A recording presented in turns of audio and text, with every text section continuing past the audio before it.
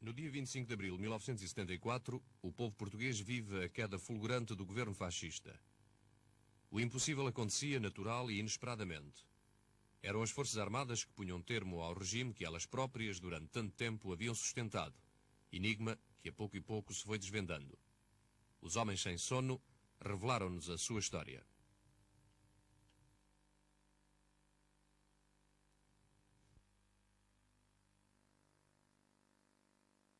Em março de 1973, 400 oficiais subscreviam um documento de protesto contra o anunciado Congresso dos Combatentes, que se viria a realizar no Porto entre 1 e 3 de junho do mesmo ano.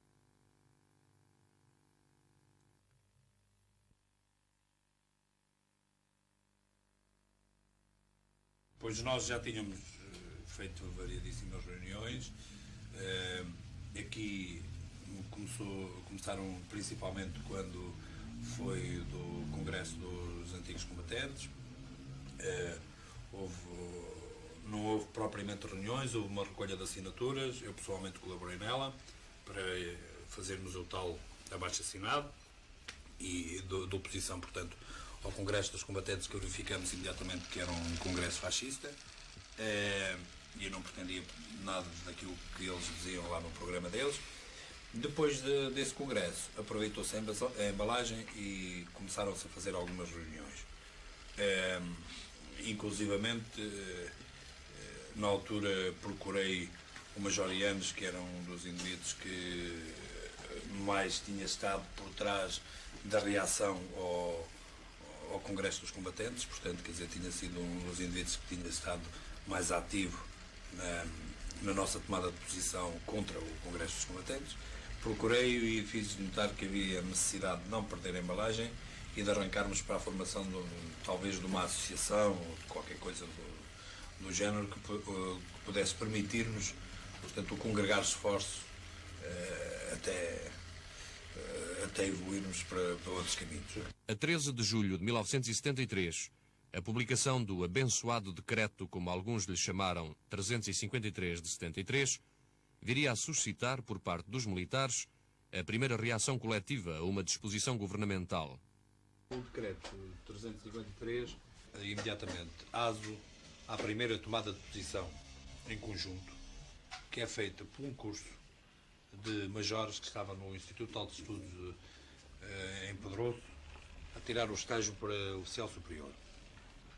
Eles foram imediatamente reuniram e enviaram, parece-me que 3 delegados, que falaram com o diretor de serviço pessoal e depois apresentaram, inclusivamente, um memorando em que punham os pontos com os quais eles não estavam de acordo. Depois aparece o decreto 409 de 73. Este decreto é uma tentativa desesperada, quanto a mim já, do Saviano Rebelo, então Ministro do Exército e da Defesa Nacional, para tirar, digamos assim, do problema os majores e manter só os capitães. Ele põe, portanto, o problema, vê o problema só no aspecto profissional, não é? E no aspecto de ultrapassagens em antiguidades, portanto, os únicos prejudicados iriam ser os capitães e os majores deixariam de ser prejudicados.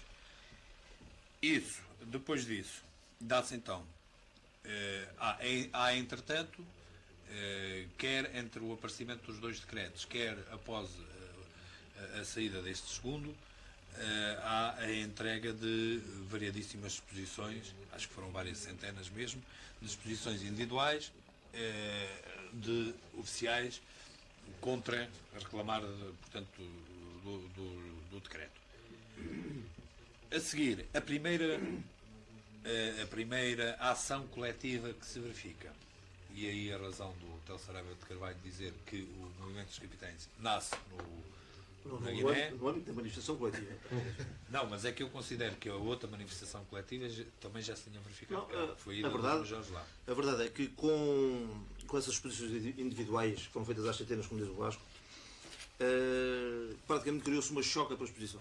E depois toda a gente dá cá a exposição que eu também fazia. Toda a gente fazia e entregava individualmente, portanto, de uma forma regulamentar. E eu tenho que salvar a posição sempre extremamente correta do Hugo dos Santos, o Major Hugo dos Santos, que foi um dos principais impulsionadores, dos maiores entusiastas do movimento, e foi ele que andou a planear exposições e a distribuir exposições, e depois toda a gente queria a exposição do Hugo dos Santos e tal, e ele pugnou sempre, realmente, por levarmos até ao fim, até ao máximo possível, o processo de uma forma sempre legalista, de uma forma, portanto, no âmbito do regulamento disciplinar militar. Mas aí já havia realmente um tipo de manifestação coletiva, na medida em que havia uma choca, um exemplar único, de exposição que era feita individualmente e depois assinado. Ao fim e ao cabo, aquilo tudo reunido dava uma manifestação coletiva, porque eram realmente exposições individuais, simplesmente com 100 papéis, em vez de um só, com 6 assinaturas.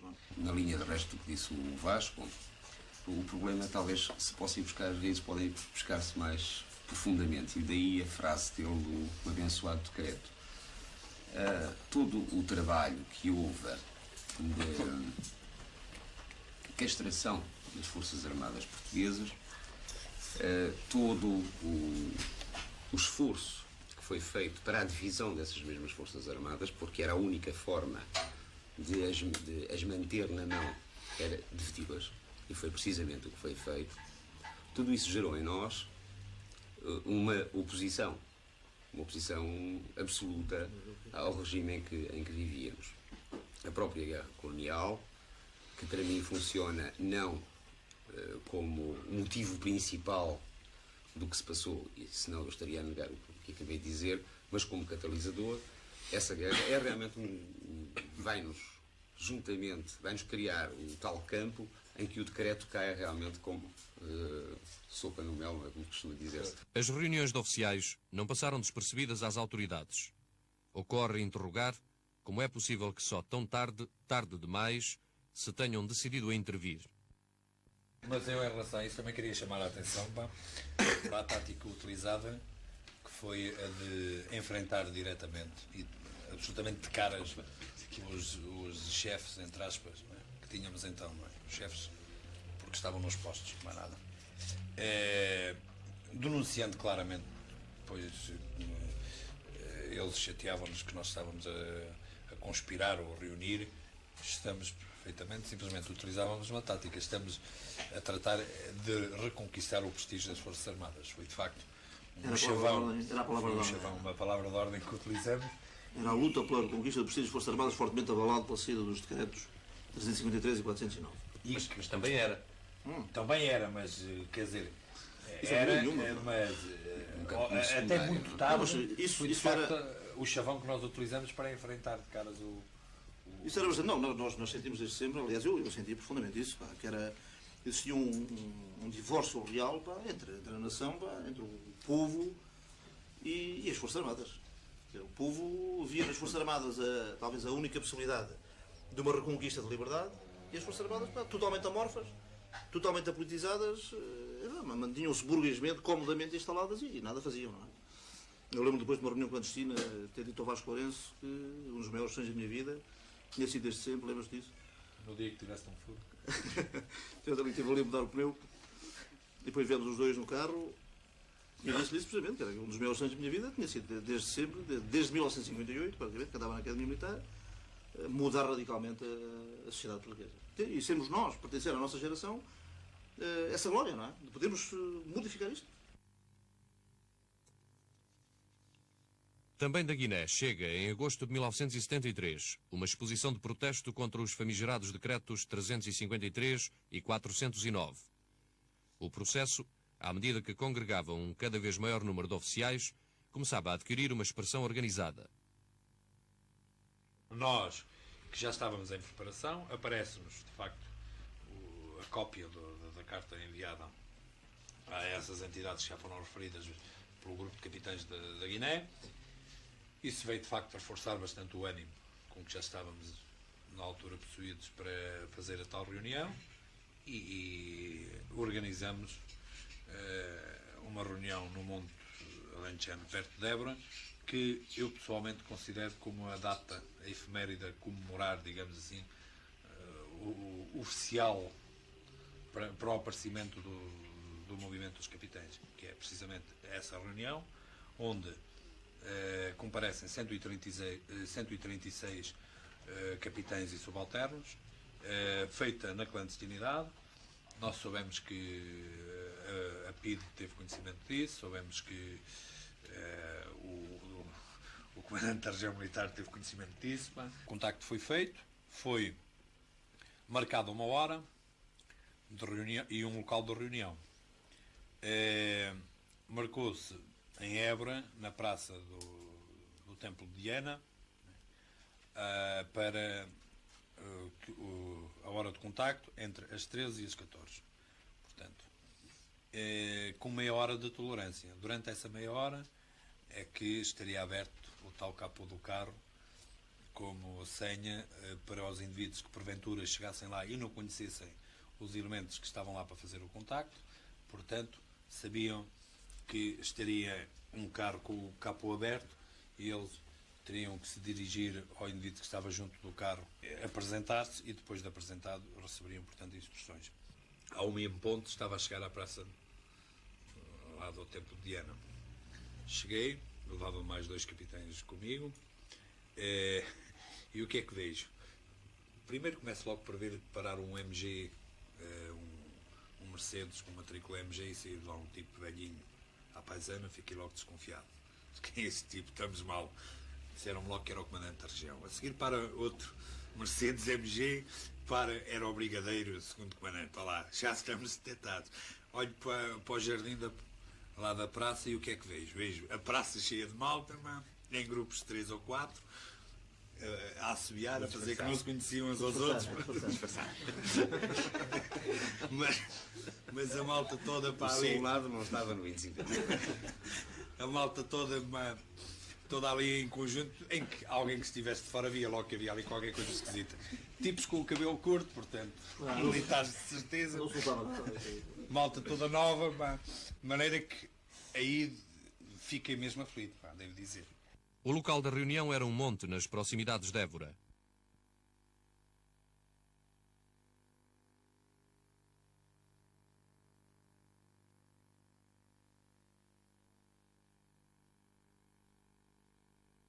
Um celeiro e algumas alfaias serviram de cenário à proclamação do movimento dos capitães. A reunião fez e aí teve papel preponderante na reunião um elemento que depois mais tarde veio a ser afastado, que foi o Maris Fernandes. Maris Fernandes, que levava já uma proposta concreta e conseguiu de facto que essa proposta fosse aproveitada. Está claro, logo nessa reunião surgiram várias hipóteses da malta mais extremista. Havia uns que queriam descer a Avenida da Liberdade em manifestação, todos fardados de número 1 e com condecorações, e ir ao Ministério do Exército fazer reivindicações. Havia outros que queriam entrar logo numa greve de zelo, né? Mas acabou por se considerar que as condições para tomadas de posições dessas ainda não estavam criadas. Portanto, estávamos no início do processo de luta, tínhamos, portanto, que consolidar muito mais todas as nossas posições, e conseguiu felizmente vencer a posição na altura que parecia a mais moderada, mas que foi de facto a mais correta. E fez-se então um abaixo-assinado também para entregar ao Presidente da República e ao Presidente também, porque vocês já tinham feito. Multiplicam-se a partir de então as reuniões. Prossegue a guerra dos papéis em torno dos decretos. Mantém-se o cavalo de batalha da reconquista do prestígio das Forças Armadas. Para muitos, tornara-se já claro, entretanto, que só pela força o governo desistiria de utilizar as Forças Armadas como sua guarda pretoriana e como bode expiatório dos seus erros. Quando numa reunião em São Pedro de Estoril, em 24 de novembro de 1973, o tenente-coronel Banazolo afirma, com toda a força dos seus galões, produziu nuns o efeito de uma bomba. Noutros, apenas reforçou uma convicção que há muito ganhar a corpo.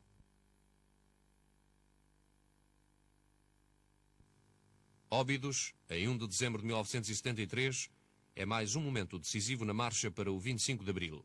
Em Óbidos houve também preparação. Aí já não foi propriamente um plenário, pediu-se às unidades para enviarem representantes. Daí, na reunião de Óbidos apareceram só cerca de 86 oficiais, que no entanto representavam muito mais, não é? Lembras-te da história dos números da representatividade? Era 1 de dezembro, A sábado. representante deve ter isso tudo escrito. Pá. Era 1 de Mas, dezembro, sábado. portanto,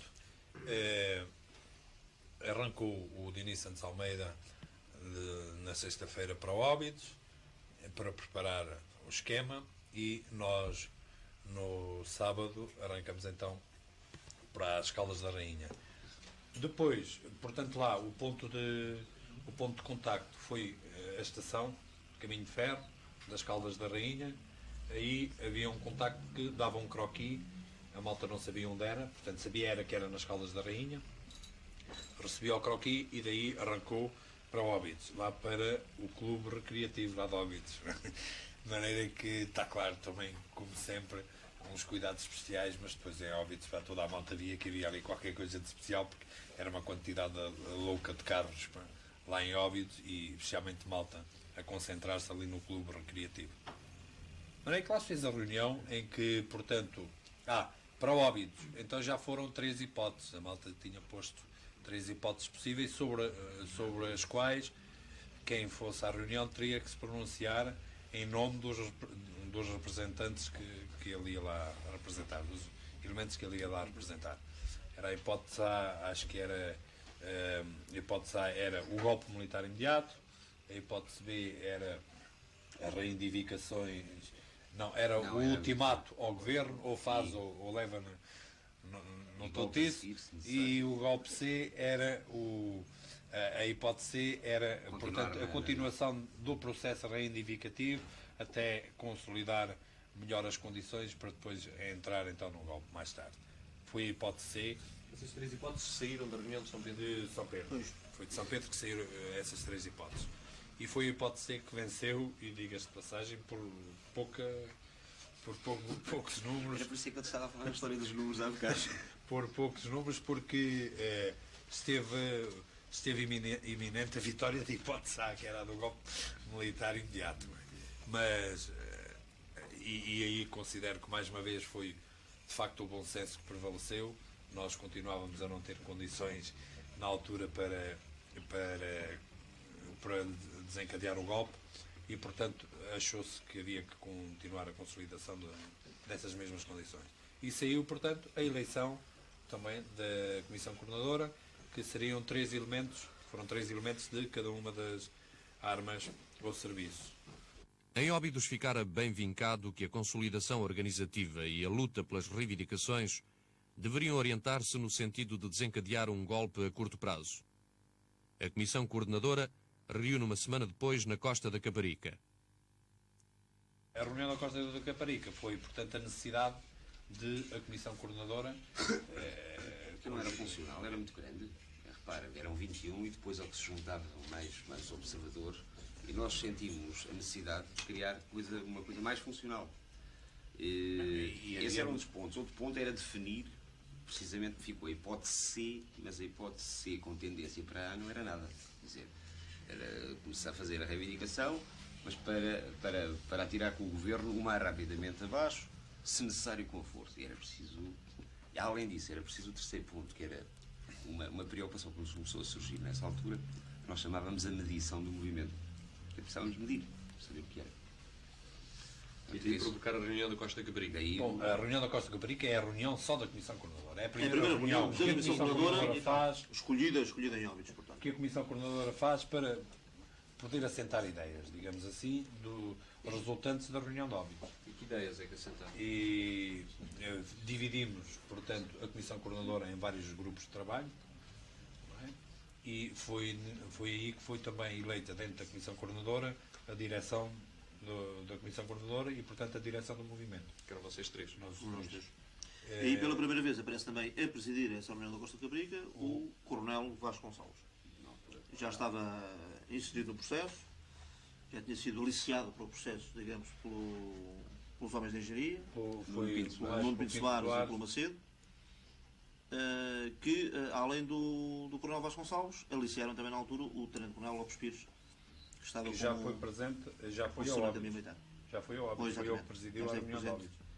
Dá-se então a tentativa de golpe de Estado ultradireitista de Caúlza da Riaga em vésperas de Natal 1973, que dá origem ao primeiro contacto entre a Comissão Coordenadora do Movimento e os generais Costa Gomes e Spínola.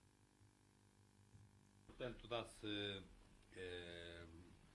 por meados de dezembro, já depois da reunião de óbito e da Costa da Caparica, dá-se a célebre causada em que há uma tentativa de aproveitamento do movimento para um golpe de extrema-direita.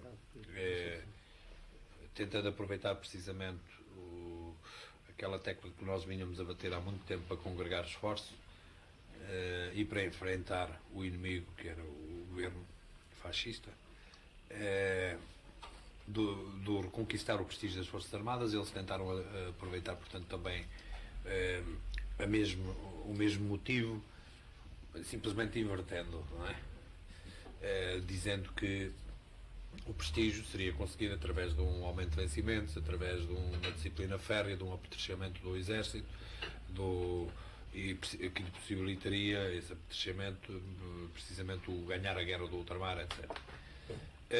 Aí houve, de facto, uma condução que eu considero magnífica dos oficiais que na altura contactaram com o intermediário desse quarteto, embora mais tarde se ficasse na dúvida se tinha sido um quarteto ou um terceto. Seria, portanto, o general Caúlza, o general Luz Cunha, o general Troney e o general Silvino Silvério Marques, embora esses depois dissessem que afinal que tinham estado a usar o nome dele e que ele não estava metido. Isso nunca se provou bem, nunca ficou bem esclarecido, não se sabe bem o que será passado, mas enfim. Portanto, nesse momento nós vamos fazer os primeiros contactos com o general Costa Gomes e com o general Spínola. Com o general Costa Gomes, esses contactos tinham existido logo inicialmente, quando foi do problema dos decretos. Foi o primeiro oficial general, de facto, a apoiar-nos, quando foi dos decretos, e talvez até daí o reforçar aquela votação que nós já dissemos aqui em Óbidos. Foi, de facto, o oficial que se pôs ao nosso lado, que compreendeu o problema, que nos defendeu, e mais tarde, quando se dá o problema do Caúlza, eu devo dizer que até fui pessoalmente eu que, combinando com alguns elementos que estavam em contacto precisamente com esse intermediário do Caúlza, que arranquei direto ao gabinete do general Costa Gomes, dizendo que tinha urgência imediata em falar com ele e que lhe expus a situação. Foi quando eu o conheci, porque não o conhecia. No dia seguinte servi-me do agora general Fabião para contactar o general Spínola, porque era necessário também contactá-lo para esse efeito. Janeiro e fevereiro de 1974 são meses quentes. As graves confrontações entre a população branca da cidade da Beira, em Moçambique, e o exército, a publicação de Portugal e o Futuro, entre outros acontecimentos, agudizaram o conflito entre o movimento e o governo, colocando-o no campo abertamente político.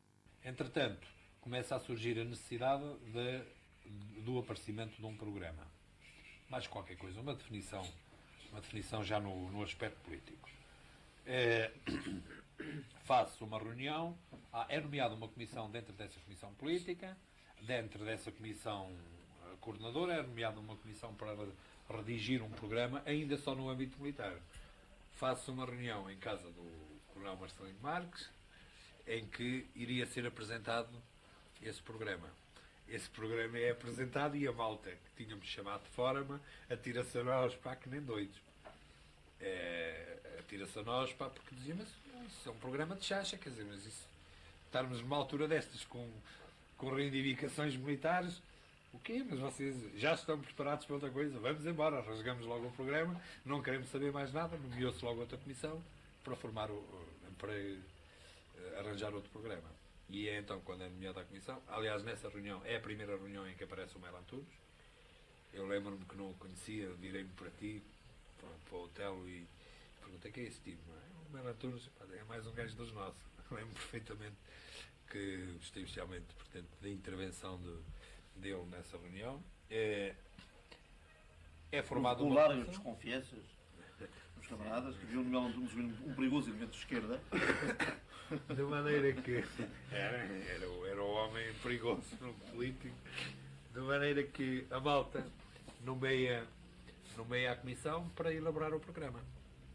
Essa comissão faz 3 propostas, arranja 3 propostas, e são estas 3 propostas que depois são discutidas já com a Força Aérea. Era do Melo Antunes, era do Castro e era do Brás. E do Brás.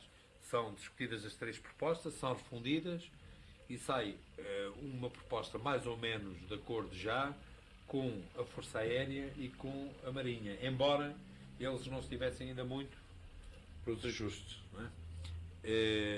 E provoca-se então a reunião de Cascais para o dia 5 de março, provoca-se a reunião de Cascais para apresentar a proposta da Comissão Coordenadora para ver se o pessoal concordava.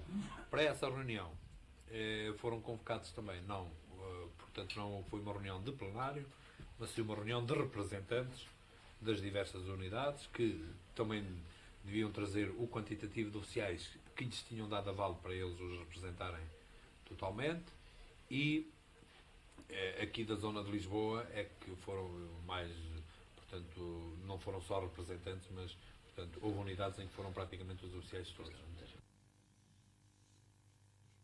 Estamos em março de 1974. Vencera-se o mito da apoliticidade das Forças Armadas. Vencera-se o seguidismo incrustado nas mentalidades desde os bancos da escola. Tomara-se consciência de que a guerra colonial era uma guerra de agressão.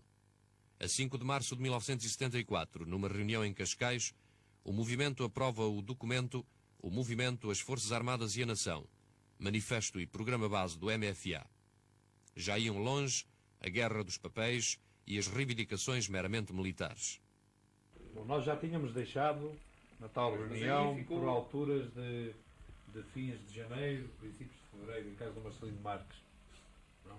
Deve ter sido talvez aí na primeira semana ou fins de janeiro ou na primeira semana de fevereiro. Sim. Que foi naquela altura em que se tinha decidido já que Eu tenho atas e tudo. havia que arrancar havia que arrancar, portanto, para um processo já nitidamente político.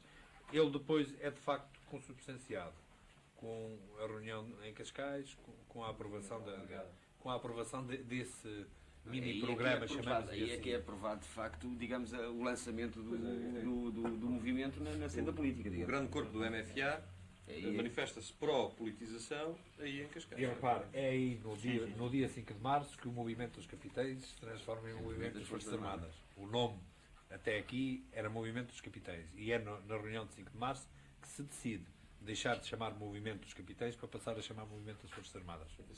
Esse documento, que era já marcadamente político, vincadamente político, provocou larga controvérsia. Não? Há aí o famoso não do Seabra. Aquela voz profunda de baixo. Não, porque não tinha aval ainda da Força Aérea na altura. Da Força Aérea e tal. Nesse Mas, sobretudo, momento, por causa do problema da independência dos povos do domínio colonial, houve uma fortíssima resistência por parte de muitos camaradas que estavam presentes. e devo dizer que nem todos o assinaram. Pois. E basta dizer que de 200 e tal que lá estavam, Assinaram 110. se bem que muitos deles fossem apenas em observação, assinaram 110. Nessa mesma reunião voltou a ser posto em discussão o problema de chefes a contactar. E, mais uma vez, o homem mais votado em primeiro lugar foi nitidamente o general Costa Gomes e o segundo homem foi o general Spínola. E aqui o general Spínola já, digamos, com mais força relativa do que tinha aparecido em Óbidos, porque apareceu o grupo, tinha sido na altura em que o tal grupo de oficiais do quadro, oriundos do quadro de complemento, não é? Foi à primeira reunião em que foi connosco. Não é? Já tínhamos aí feito uma reunião com a comissão deles de preparação para que eles fossem a essa reunião, foi em tua casa, não é? No dia 3 de março, se não me engano, Foi no domingo anterior. dia 3 de março. Portanto, no dia 5 de março, eles apareceram já nessa reunião.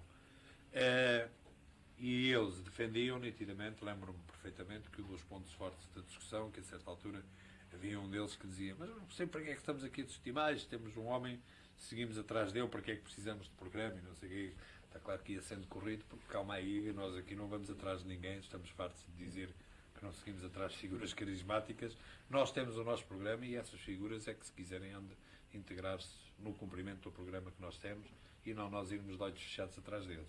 Portanto, e até lhes foi chamada a atenção que a pessoa que ele estava a indicar nem era aquela que tinha sido votada em Óbidos e que continuava a ser votada ali em primeiro lugar. Não é? Sai na reunião de Cascais aquele documento intitulado As Forças Armadas e a Nação. Era um movimento das Forças Era o Armadas. movimento das Forças Armadas e a Nação, que é de facto o primeiro movimento nitidamente político, o primeiro documento nitidamente político que aparece. E sai também daí uma outra decisão, que foi a da formação de uma comissão de redação de um programa político. Quer dizer, foi também aí que ficou decidido que a comissão coordenadora, mais propriamente a direção, nomearia uma comissão para a elaboração de um programa político. Essa aqui. Ainda 73. Não, Não, mas já é no dia 5 de março de 5 de março, 74. 5 de março já. 5 de março. Portanto, é aí que é nomeada, ou é decidido nomear a comissão de redação do programa político. Que depois vem, portanto, a trabalhar e a elaborar o programa político, o programa do MFA, que acabou por ser dado a conhecer à nação no dia 25 de abril. 26. Ou no dia 26 de abril. Portanto, Aí nesse programa do Movimento das Forças Armadas e da Nação, que foi lido até pelo Mel Antunes, nesse plenário de Cascais, já um aspecto, por exemplo, extremamente importante que ressalta é que nesse documento, que aliás também julgo que está publicado no livro do Avelino, do Cesário Borga e do Mário Cardoso, se fala vincadamente em termos de reconhecimento de independência aos povos ultramarinos, não é? Aos povos do ultramar. O que depois, como vocês sabem, mais tarde veio a ser modificado no programa que foi apresentado em 26 de abril.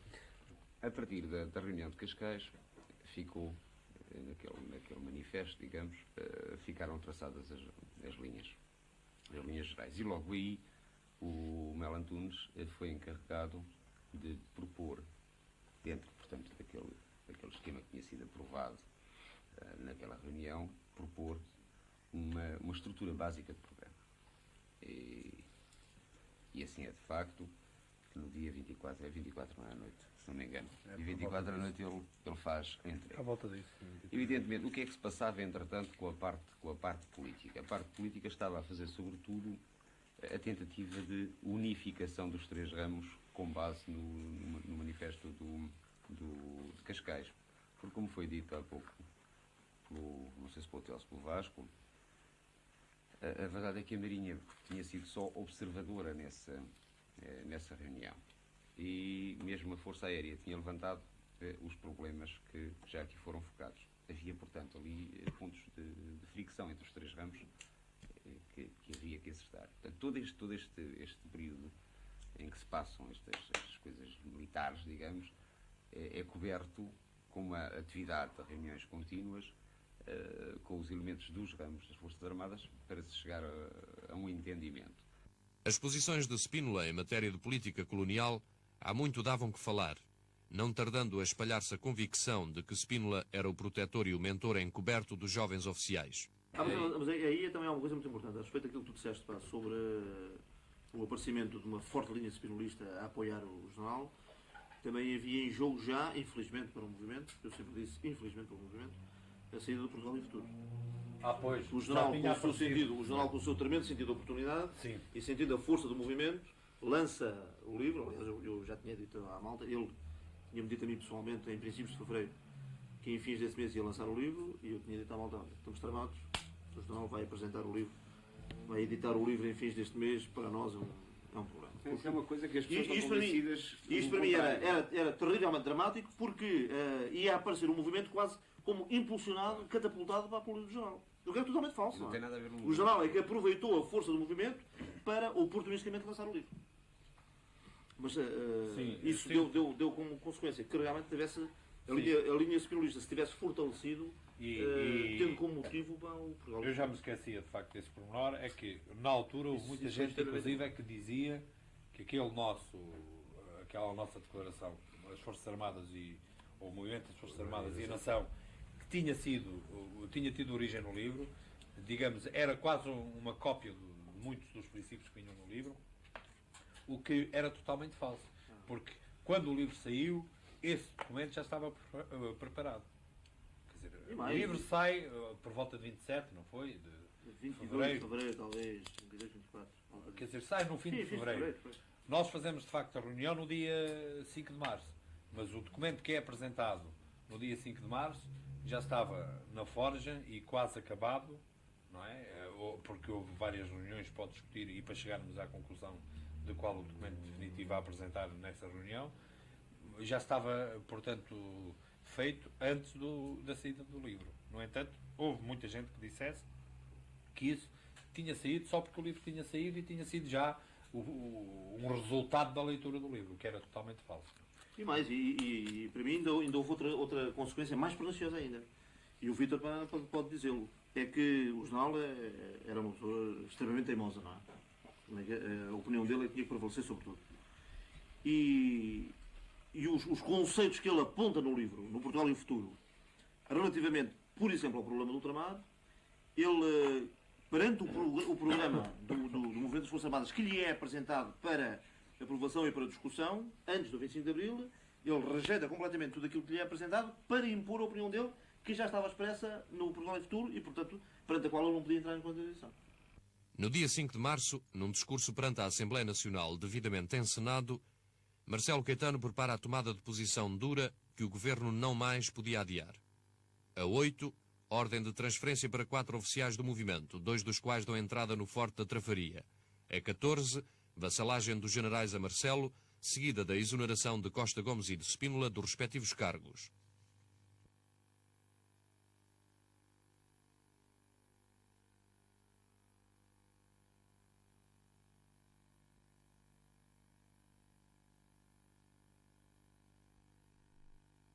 Depois, entretanto, enquanto estávamos na prisão, dá-se a cena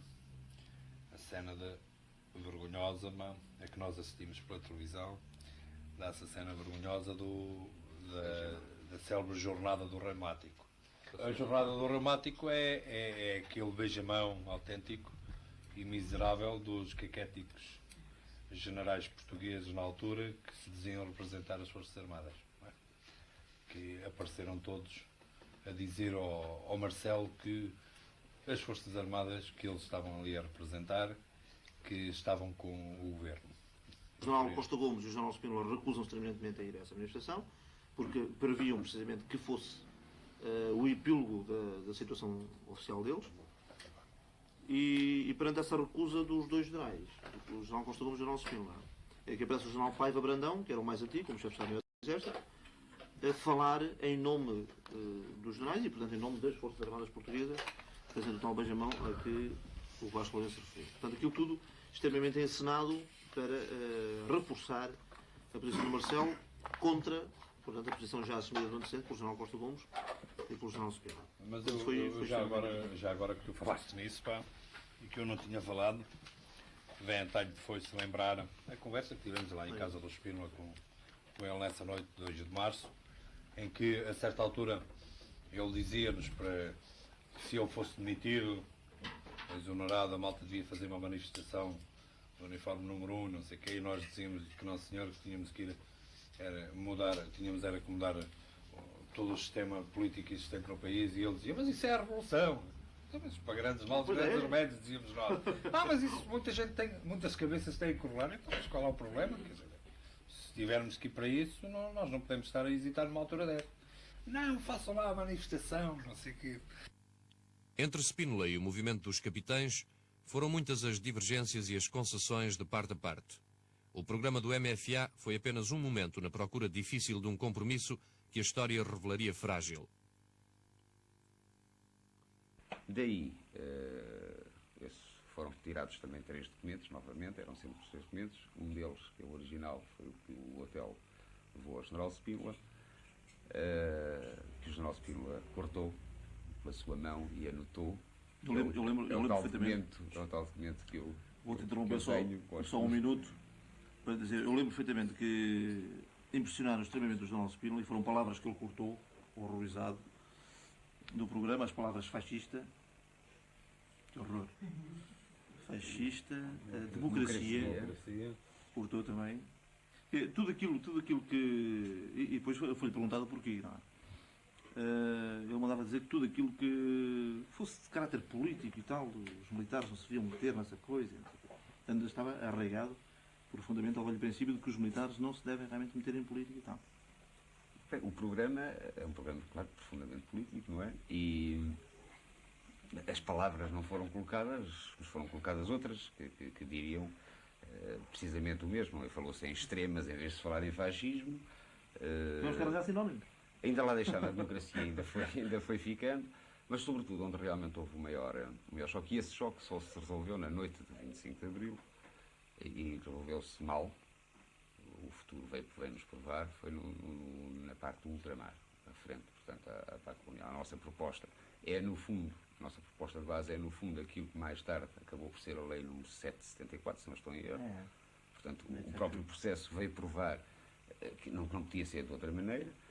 E nós, na noite de 25, que foi a célebre reunião dos generais escolhidos por nós, da Junta, com os indivíduos já da Comissão Coordenadora do Exército, Marinha e Força Aérea, foi uma noite absolutamente épica, tivemos que cortar da parte das colónias aquilo que tínhamos.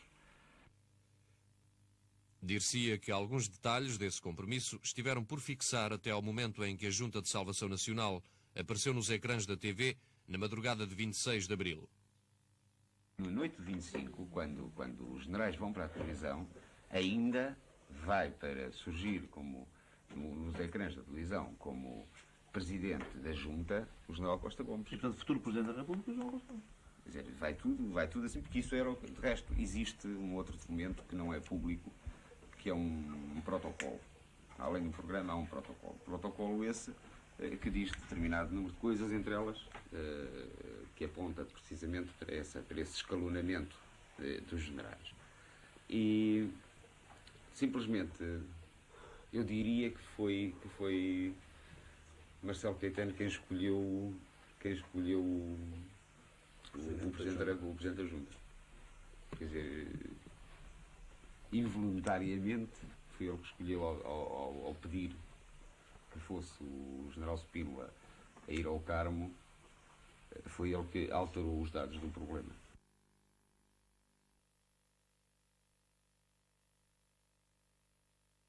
Agora eu gostaria de te chamar a atenção para uma ideia que eu tenho, embora eu não tivesse vivido cá esses acontecimentos, e que é em relação ao 16 de março. A ideia que eu faço é que os acontecimentos de Lamego, mais propriamente, e toda a situação já criada, até porque é o plano que depois foi rejeitado, levaram o que eu chamo o grupo espinolista a tentar aproveitar-se do movimento para fazer um golpe, mesmo de antecipação, digamos assim.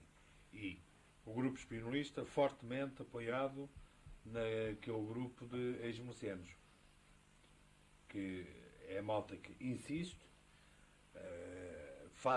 eu sei que há inclusivamente alguns contactos com Lamego e com Viseu por elementos estranhos ao movimento, até aspirantes milicianos, e tentam aproveitar o movimento, e daí, portanto, o teu aparecimento como elemento base do movimento. Eles tentam aproveitar toda a organização e toda a força do movimento para um golpe de antecipação, para um golpe militar. Quer dizer, eles Eles viam perfeitamente que nós, a arrancarmos para qualquer coisa, só arrancávamos portanto, com um programa político e tínhamos-lo demonstrado em Cascais.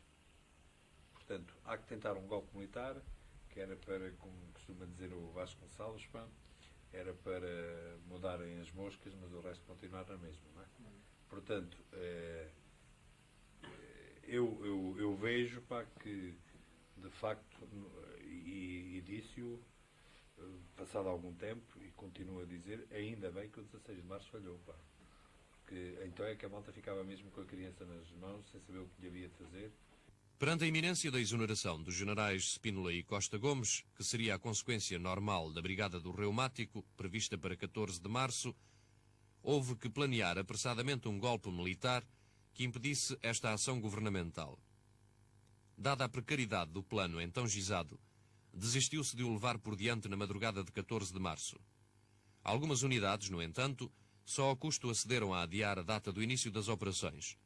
Na sexta à noite, dia 15, chega a notícia de que Lamego se tinha revoltado e que outras unidades do norte estavam na disposição de avançar sobre Lisboa. Decide-se então recorrer novamente ao plano abandonado 2 dias antes. Primeiro resultado do plano de operações que estava previsto de 13 para 14 e que era muito fraquinho, entrou imediatamente em ebulição outra vez. Mas é que monta-se a máquina. E a sorte foi que o Casanova havia 3 exemplares, batidos muito mal na máquina pelo Casanova. O Casanova já tinha desfeito 2, tinha destruído 2. E eu, por acaso, tinha um papelito, por coração, não é? Tinha um papelito no bolso. No Casanova, tens aí o papel? Tenho, sim, senhor, vamos embora. Traz. Depois o papel acima da mesa e então reestrutura-se aquele plano de operações. Que se já era mau, pá, ficou pior. E então, se em 13 ainda havia um rádiozinho e tal para fingir que a malta tinha comunicações e tal, então nesse dia que não havia nada. Quer dizer, a malta não tinha nada, o pessoal não estava avisado. Era uma sexta-feira. Que é um dia mau para as forças militares, porque a malta vai de fim de semana e tal. A malta... Como é que eu disse? Isto vai dar asneira. Isto é asneira garantida. A malta... Não há pessoal nas unidades, não sei o quê, o pessoal está desarmado. A escola prática de cavalaria, pá, não tem munições que foram transportadas para o Paiol em Santa Margarida, não sei o quê. Já se borraca, pá. Não, senhor, pá, o monge estava entusiasmadíssimo. O Lamego já saiu para a rua, as unidades do Norte vêm aí todas, pá, a maneira que a malta faz aqui, é agora. Isto cai em 2 tempos, então. Disse bem, quer dizer, eu normalmente sou optimista, mas nestas circunstâncias, bem, mas estamos no mesmo barco para andar. Deixei o Vitor em casa, fui acordar o Miquelina Simões, tinha acabado de se deitar, o Germano Miquelina Simões. Depois ainda fui acordar o Miquelina também contigo. Pois, ainda fomos à casa do Miquelina, exatamente. Acordámos o Miquelina, expliquei-lhe o que é que se passava, disse que precisava dele, ele lá veio comigo, fomos até à Amadora. Depois troquei de carro na Amadora, da Amadora telefonei para vendas novas a dizer para mandarem a bateria, estava o Duarte Mendes de serviço. O Duarte Mendes ficou sempre para treco. Mas bateria e tal, mas não temos ninguém, o pessoal foi de licença, não sei o quê, então vocês disseram que não se fazia nada, pá, estamos absolutamente desarmados e tal. Não interessa, mandei uma bateria, depois a gente não desenvolve lá essa coisa. Mandei a bateria aí para Ponte sobre o Tejo, que depois vou lá ter, para ir como é que é e tal. Está bem, vou ver o que é que se pode fazer e tal. Claro, não se podia fazer nada, não, mas vou ver, eu sei de boa vontade. Vou ver o que é que se pode fazer. Depois, eu e o Miquelina fomos em outro carro, o Faria de Oliveira, fomos a Mafra, entretanto telefonei para Mafra, já mal estava de prevenção. Telefonei para Mafra para que um camarada cá estivesse fora, pá, quando eu chegasse lá a Mafra para lhe dar instruções, para fazer a companhia. Cheguei a Mafra, um nevoeiro desgraçado, e estava cá fora realmente o Babo de Castro. Fora aí a companhiazinha, viaturas. Eles não tinham viaturas, não tinham nada, estava tudo no campo. Pessoal dentro das viaturas, Lisboa. Amadora, viaduto Duarte Pacheco. Vocês vão para o Rádio Clube Português. Vou dizer aquela coisa que vai ser a nossa emissora. Quando vocês chegarem ao viaduto, eu estou lá e comando aquela coisa. Pronto, encantado da vida. Sim senhor, com certeza, a gente vai fazer isso e tal. Pois claro, vamos embora. Claro, como aquilo ia demorar para aí umas 3 horas, pá, eu vim outra vez a Lisboa. Eram 5h30 da manhã, passei por causa do monge. Eu e o Miquelina decidimos passar por causa do monge, Miquelina Simões, para ver em que é que paravam os modas. Para perguntar ao monge o que é que havia, como é que estava o ambiente cá por Lisboa. Quando eu às 5h30 da manhã vou passar por casa do monge, vejo 3 carritos e tal, altamente suspeitos, com os elementos da DGS, a apertarem com o casaquito e tal, a olharem para o prédio e tal, a marcar posições, eu alto. Carreguei no acelerador a fundo e tal. O amigo em cima perguntou, mas eu não vinha aqui a casa do Mois e tal. Havíamos de vir, pá, mas em outra altura, que isto agora não convém. Quer dizer, não sei se estás a ver esta rapaziada e tal, mas o melhor é com licença. E então destrocei muito rapidamente e fui até à rotunda da Encarnação. Pensei bem, o Mois tinha ficado na rotunda da Encarnação à espera das colunas do norte, é lá que a gente o vai encontrar. Quando cheguei à rotunda da Encarnação, dávamos para ali a girar e tal, dar uma volta, ali perto do Lalum, nada. Mas entretanto vi àquela hora da manhã, um Ford Capri, pá, cor de vinho, pá, capota preta, com um agente de gabardina e tal, cá fora, à espera de qualquer coisa, em posição expectante. Vi aqueles morros da Polícia de Segurança Pública, os NIB e tal, estrategicamente espalhados, pensei, bem, está. E já aqui alta bronca. Telefonei para a mulher do monge, disse que realmente estava em pânico, ela tinha acabado de receber realmente a visita da GS, sem dúvida alguma. Como eu tinha passado àquela hora, recebeu a visita da GS e tal, tinha ido lá à procura do monge, tinha revistado a casa toda, não sei, portanto deu uma explicação, pronto, certo. E entretanto, eu estava à espera realmente que viessem as colunas do norte. Não vi o carro do monge em sítio nenhum, não vi o monge, e eu e o meu colina ficamos ali à espera das colunas. Pensei, bem, são 6 horas, 6h30 e tal. As colunas devem estar aí a recomendar. O amigo deve estar a chegar, pá, mas nós não tínhamos radicalmente transmissões de qualquer espécie, não tínhamos comunicação com ninguém. Pá. Eu não sabia o que estava a passar. Fiquei ali à espera e tal, pá, 6h30 e tal. Pensei, bem, as colunas estão a chegar, pá, então o amigo pá, se arrancou às 10 horas da noite e tal, outras unidades já está tudo a chegar. Pá. Então, ao menos pá, estamos nós aqui para os esperar. Às 7 horas realmente chegaram colunas, mas de Lisboa para a Encarnação. BC5, Cavalaria 7, Legião Portuguesa e não sei o quê. Olá, está mal para as nossas cores. Quer dizer, bem, está tudo estragado. Cerca das 11 horas da manhã de sábado, o 16 de março estava praticamente terminado. A coluna das Caldas tinha retrocedido a poucos quilómetros de Lisboa.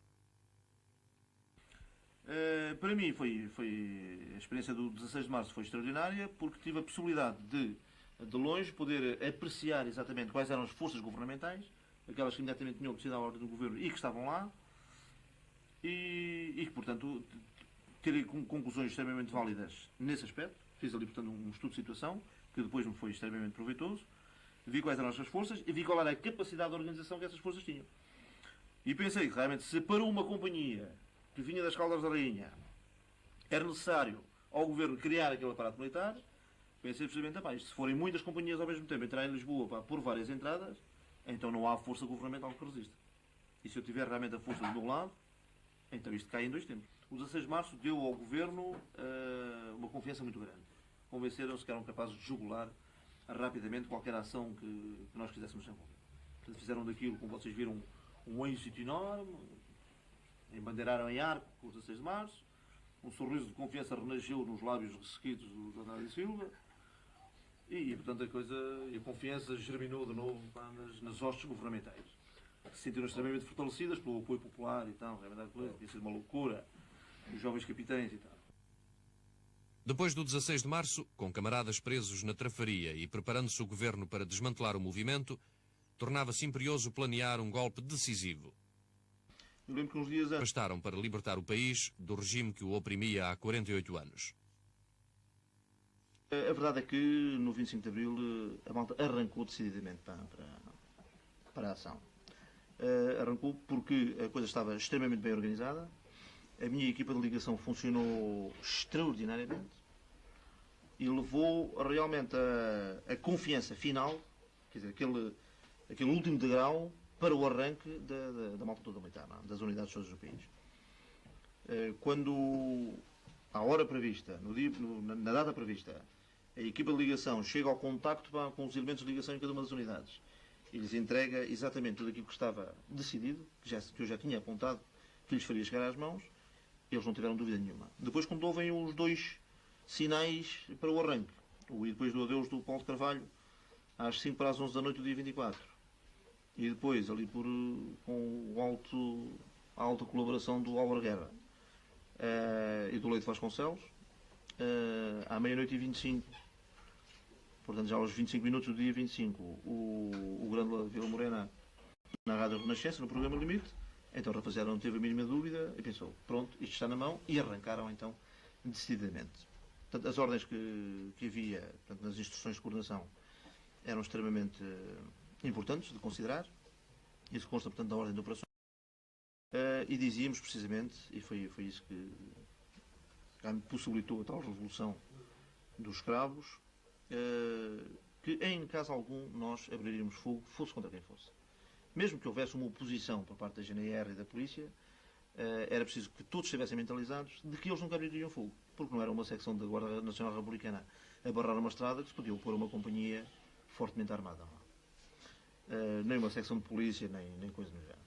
Portanto, pela persuasão, tínhamos que afastar os homens, convencê-los de que estava em marcha para um processo que era imparável e que eles seriam, portanto, trucidados se oferecessem realmente a resistência. Nunca fazer tiro para cima de ninguém, a não ser, só se faria tiro como reação a uma atitude desse género por parte de forças opositoras, que evidentemente não se verificou. Portanto, a malta passou como um cão por vinha vindimada, veio por aí fora. Inclusive eu fiz coisas de caráter ostensivo, como foi o caso, por exemplo, da Escola Prática que eu veio de Santarém, que veio de Santarém até ao Torreiro do Paço, para ocupar posições no Torreiro do Paço e na Rua de São Julião, para proteger o Banco de Portugal e a Rádio Marconi, e que vieram pelo itinerário menos discreto que podíamos encontrar. Eu fui propositadamente para marcar a posição. Portanto, os blindados chegam a Lisboa, arrancam pelo Campo Grande, Avenida da República, Fontes Pereira de Mel, Marquês de Pombal, Avenida da Liberdade, a volta 60 reais. Estrada larga. A volta 60 reais, portanto, em frente do Ministério do Exército, e a missão prioritária do Salgueiro Maia, que vinha a comandar as forças, era precisamente depois o aprisionamento do Ministro do Exército, do Subsecretário de Estado do Exército, a proteção do Banco de Portugal, da Rádio Marconi, etc. Portanto, tinha vários objetivos. Parte das forças da Escola Prática de Cavalaria, uma vez cumprida a missão que as levar ao Terreiro do Paço, dirige-se ao Quartel-General da Legião. Outra parte vai cercar o Quartel do Carmo, onde Marcelo Caetano, Rui Patrício e Moreira Batista se tinham refugiado. Aí já a multidão invadir as ruas, a vitoriar os militares, a festejar a queda do governo odiado. Depois foi a caça a Pide, o cerco de António Maria Cardoso, a rendição de Caxias, a libertação dos presos, a descoberta da liberdade.